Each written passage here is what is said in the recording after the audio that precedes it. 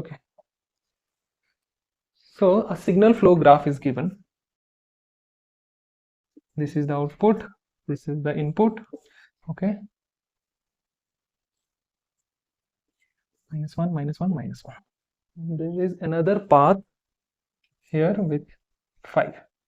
So these are the gains, right? So this path has gain. By the way, the signal flow graph is a way of writing this diagram, right? This basically means that there is,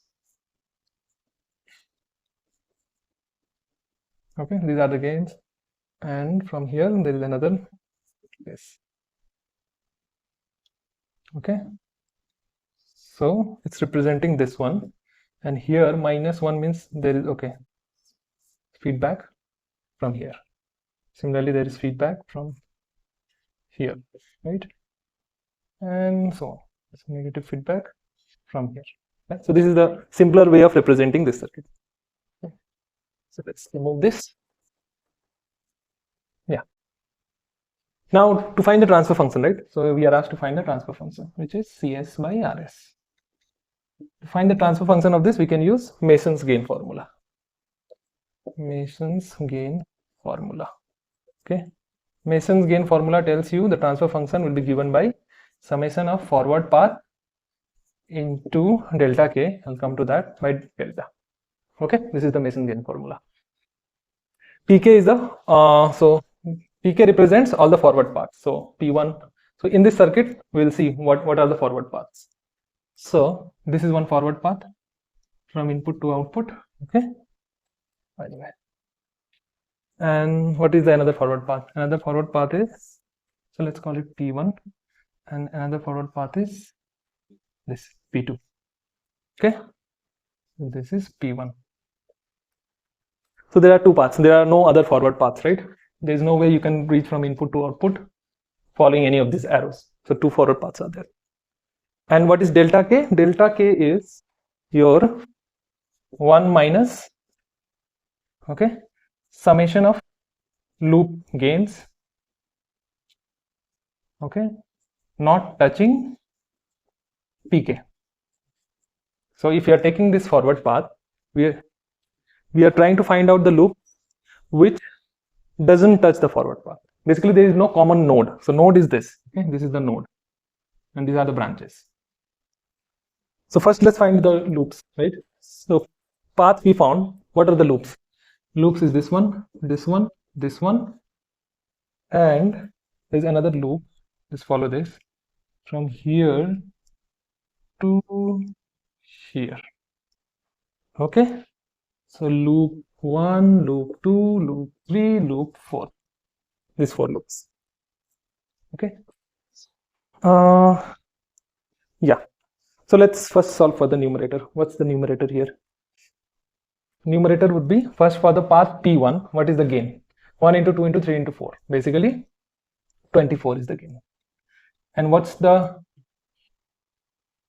delta 1 for this? I mean, this path is touching all the loops, right? It's touching L1, L2, L3 because there is a common node between this path and this loop, and of course the L4 also. So there is no such loop, it is not touching. So this is 0 basically. So delta K is just 1. Now so this was for your P1 path. Now for the P2 path, what it will be?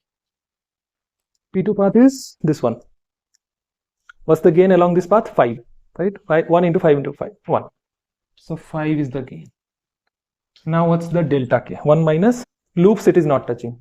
So this path is not touching your L2 loop. It's touching L1 loops here because this red this node is common for L1, and again this node is common for L3. But L2 loop it's not touching. There is no common node between L2 and then the P2. So this is the one. So what is the loop gain? -1 into 3, -3. So -3. So this will become 24 plus 5 into 4. 20, which is 44. So numerator we have found, which is 44. Let's find the denominator, right? This is delta. Okay, delta is a bit complicated. So let's form. I mean, the theory is complicated, but practically when you're solving it, so delta, what Mason's gain formula tells is this: 1 minus summation of all individual loops individual loops plus summation of product of non-touching loops. Okay, then subtraction product of, so non-touching 2 loops, again non-touching 3 loops, like that, and so on. It will continue. Non-touching 4 loops, non-touching 5 loops, and the sign will keep alternating. So this is the formula. Looks complicated, but let's try to solve in this circuit. So what are the individual loops? L1, L2, L3, L4, right? 4 individual loops. So first part is easy. So it will be 1 minus, what is the product of L1? Minus 2. Okay, let's solve. Minus 2, L2 is minus 3, L4 is minus 4, again there is L5 also.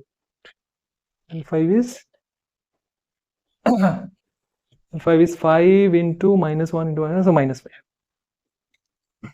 So this part is done. What about this part? Product of non-touching 2 loops. So 2 loops we have to find which are not touching each other. L1, L2 are touching each other, L2, L3 are touching each other, L1, L4 will be touching, L2, L4 will be touching. Touching is that there is a common node, right? Only 2 loops which are not touching each other is L1, L3. Okay, so we need to find the product of this one. So what is the L1, L3? Minus 2 and then minus 4. So it will, minus minus will become plus. So this is the 8. Now what about non-touching 3 loops? So finding 3 loops which are not touching, so there is no such case. And beyond that, there is no such case, that 4 loops also, non-touching 4 loops are also not there, right? So till here we stop now. So what's that? So 1, again 5, 5, 10, 14 plus 14 plus 8, which is 15 and 23. So here we plug in 23. So this is the answer, right? So just to revise, we need to find the paths, forward paths, all the loops, and then when you are dealing with the forward paths, there is a term delta k associated with it, which tells where we need to find the loops which are not touching this path, this particular path. Okay, and when we are finding delta, this is the formula. We do find all the individual loops, 2 non-touching loops, 3 non-touching loops, 4 non-touching loops, and the signs alternate.